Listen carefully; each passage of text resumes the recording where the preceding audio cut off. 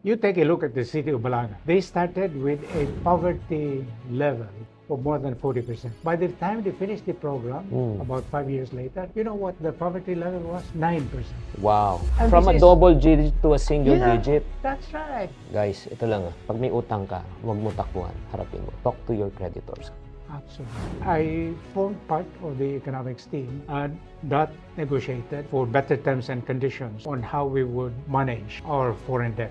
Utang. Oo. Yes. So our solution was to talk with everybody. Okay. And there were so many people saying, do not pay the debts, do not pay the debts. Hey, we are the Republic of the Philippines. This was contracted by the Republic of the Philippines. We are the successor government. We have to honor our debts. Exactly. Or else nobody would lend Nobody you money. would deal with us anymore. Oo. And that is exactly where we were. Nobody wanted to deal with us. So, where did we source the funds? Money Masters with Chinky Tan. The views and opinions expressed by guests on Chink Positive are their own and do not necessarily represent those of the producers, hosts, or network. Chink Positive is for entertainment and informational purposes only, while guests may share insights on financial and business topics. This does not imply endorsement of any products or services. Viewers should perform with their own research. Mga Ka-Money Masters! Nako mga syempre ka-Chink Positive. Today, we're joined by one of the sharpest mind in the Philippines economics and governance. Trained lang naman siya sa Harvard, okay? Former Secretary of Finance, NEDA, Director General, and helped rehabilitate the Department of Bank of the Philippines after the EDSA revolution. So he founded the institutions like the UANP, Institute and Solidarity in Asia, also the Institute of Corporate Directors. But more than that, alam mo, pinakamatindi, he's a man of wisdom, values, vision. Today, we're not just going to talk about policy, we're going to talk about money, mindset, and meaning in life. Let us welcome Dr. Jesus P. Estanislao. Palakpakan naman, come on! Thank you. Thank you. Thank you very much. Dr. Jess, talagang, dati minimemorize lang kita. No, I can still remember, guys, when I was still in school, we're really forced to memorize mga NEDA secretaries, finance secretaries, and you were one of the person that we always memorize your name. Yeah. It's kind of difficult because it's kind of long. Oo. Stanislao. Estanislao. Who is that guy? Yeah, so Doc, tell us, no, yung in terms of your years of service in the government, how many years? Well, I actually started working in the Philippines after studies abroad in the office of the president, in an office which was called the Program Implementation Agency. Our task at that time was to distribute public funds for public sector investments so that the money will be properly spent and there is some coordination in terms of the public works program. So that's how I started. After a year and a half, I decided to go into private banking and that's where I ended up later on as my second job in government. And I was appointed as the chairman of the Development Bank of the Philippines after the EDSA revolution succeeded. So my task was to rehabilitate DBP, which was a bankrupt bank. During that time? Oh yeah. When I took over DBP, I found out that maybe more than 90% of the assets of the bank were what we call as non-performing assets. Okay. Translation into simple layman's terms, the bank was essentially bankrupt. And so one of the first choices that we had to make was, do we close it or do we keep it? And my recommendation was, give me 3 months to determine whether we can rehabilitate it. So anong ginawa niyo within the span of 3 months? Simple. We put together all of the assets that I could no longer do anything about, put them into what we call as an asset privatization trust. I got new capital coming from the Philippine government, and within 3 months, the bank was making money again. Wow! And we were able to begin building it up. But more important than the financial solutions, which are technical and easy, what do you do with the corporate culture of the bank, which was severely damaged? Okay, let's talk about culture. Guys, ang ibig sabihin ng kultura, yung pananaw at paniniwala ng tao. Just to give you perspective, no? Yung culture, like for example, let's talk about time. When you say American time, always on time. Japanese time, ahead of time. Filipino time, never time. always late. Kaya nga, again, it's not to reality yan, di ba? Kung makikita mo, yung pinaka-progressive, yung mga Japan, America, pero yung sa atin, yun nga, it's always late, di ba? So, does it mean to say it also reflects sa company, yung ganong klaseng Very kultura? much so. I was very conscious about the time that bank depositors would spend. When I came in, it took maybe about 11 minutes for any depositor to come in and deposit their money. I said, this is Tagal nun. impossible. So let's bring it down. We're able to bring it down to 1.5 minutes. Wow. Yeah. So, you mean to say, in the 1980s, you are one of the few leaders na naniniwala sa training? I believed in computerization, I believed in systems, I believed in performance targeting, and I believed in accountability. And we did that.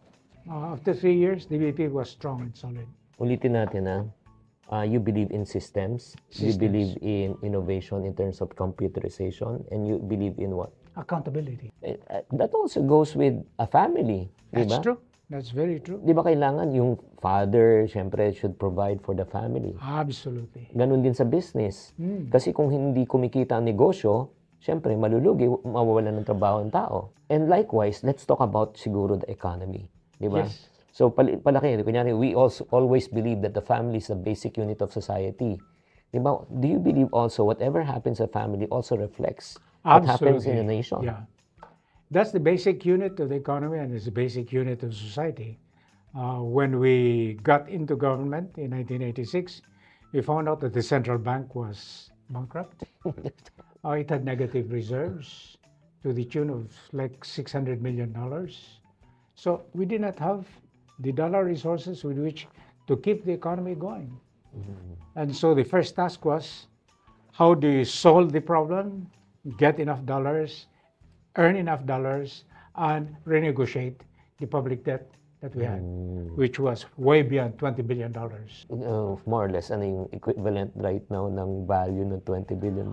Oh, easily that would be about 5 times. So how were you able, again, to help our country during that time to recover? Well, the first task that we had outside of DBP, beyond DBP, I became part of the economics team, headed at the time by the Secretary of Finance. I was not Secretary of Finance, but I formed part of the economics team that negotiated for better terms and conditions on how we would manage our foreign debt. Utang. Oo. Yes. So, the principal that we had to pay, when, the interest payments that we had to pay, when and how much, and whether we could get discounts from the international financial community, because this was a democracy that was being reestablished and burdened by such a huge financial burden.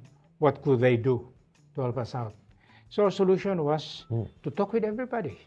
Okay. And there were so many people saying, do not pay the debts, do not pay the debts. Hey, we are the Republic of the Philippines. This was contracted by the Republic of the Philippines.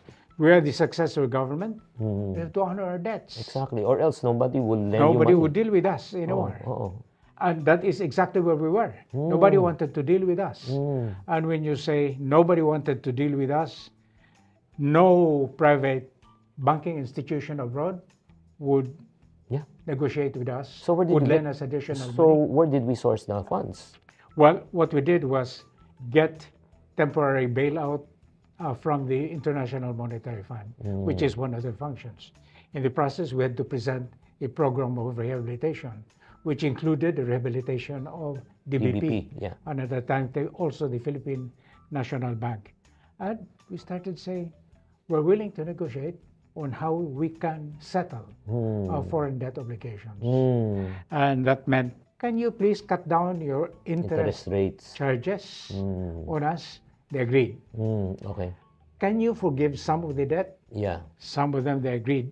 The other one, can you even lend us more money Yeah. in the process of bailing us out? To recover. And we gave people choices. You can opt for proposal A, you can opt for proposal B, or proposal C, or any combination of the three. 99% of the creditors were happy. They made their choices, and we put together a package, and we're able to move forward. Guys, ito lang. Pag may utang ka, huwag mo takbuhan. Harapin mo. Talk to your creditors. Absolutely. Kausapin mo. Yes. And then, ganda rin ginawa nyo. You presented 3 options, A, B, and C.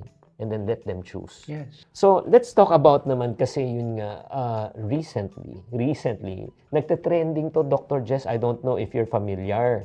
What's happening in the city of Pasig because of Mayor Vico Soto. Yes. The word called good governance. Yes. And he was actually recognized not only here in the Philippines, but also by abroad. Nabigyan siya ng parang recognition. Yes.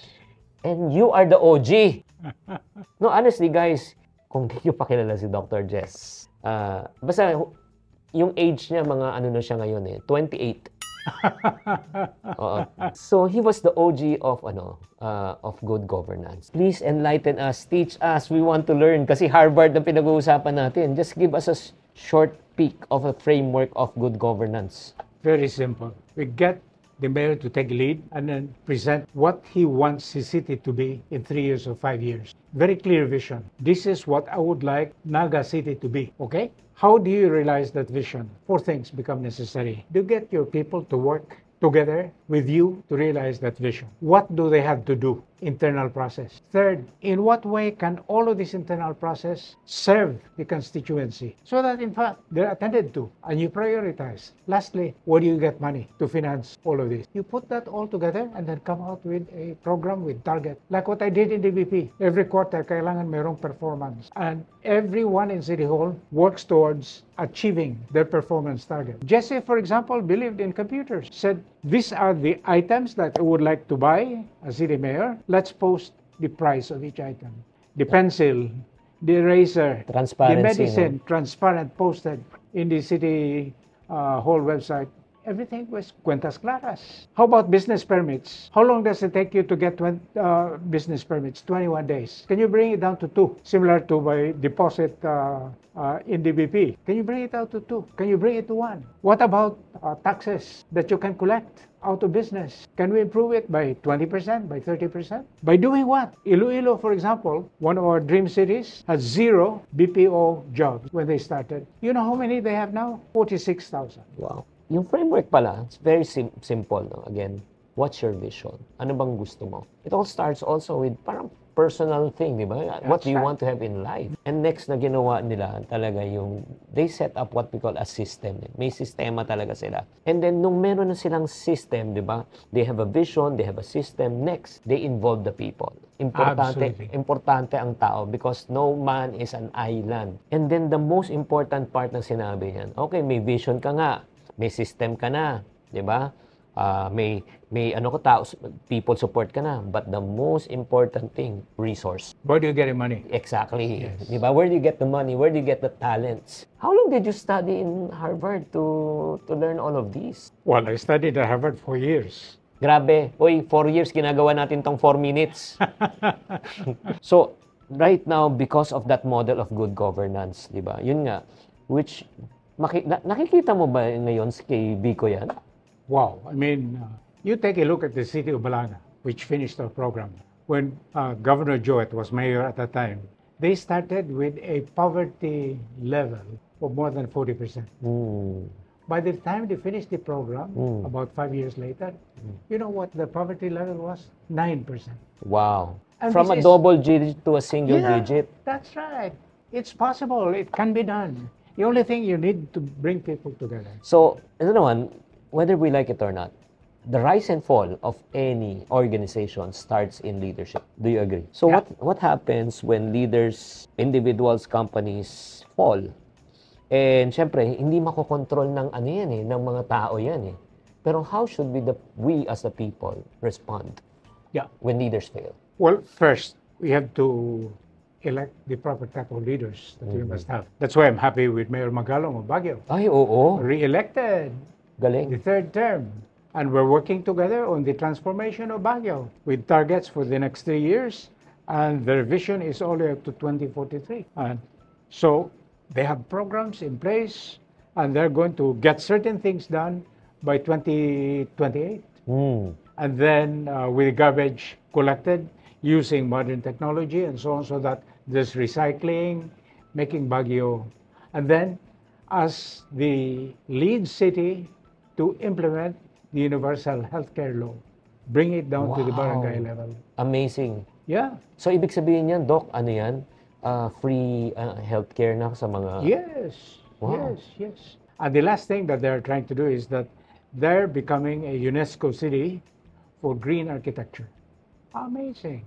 So they're going to create platforms to bring in quite a lot of investments so that green technology would be promoted.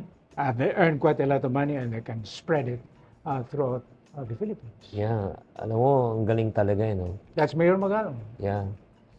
Kasi... And by the way, he oh. heads 200 other mayors all throughout the country under the organization which they created together with Vico Soto, Oh, the Mayors for Good Governance. wow. 200 mayors have signed in. Ay, prayer talaga, guys. Ang prayer natin, no? Kung ikaw ay magmamahal sa ating bansa at ikaw ay isang Pilipino, talagang panalangin po natin. And we pray. Again, it's not about personalities. It's not about Vico Soto. It's not about Mayor Magalong. We pray for good governance. Yes. Talagang, to penetrate in the hearts and in minds of every public servants. And one of the things I realized is that the environment does not control you. You can control the environment. Yeah. So a lot of times people feel trapped, where I can't move, it's so difficult and all that. But it's really all within. What's stopping naman people from reaching their full potential? It's how you see yourself. A lot of people have that. Now, I want to be this. People are expecting this from me. Now, you lose yourself. You really lose what's important for you. I was just telling a client the other day, the opportunities are just there. Yeah. At your fingertips. Yeah. It's not the world that's blocking you. You're blocking yourself. Yeah.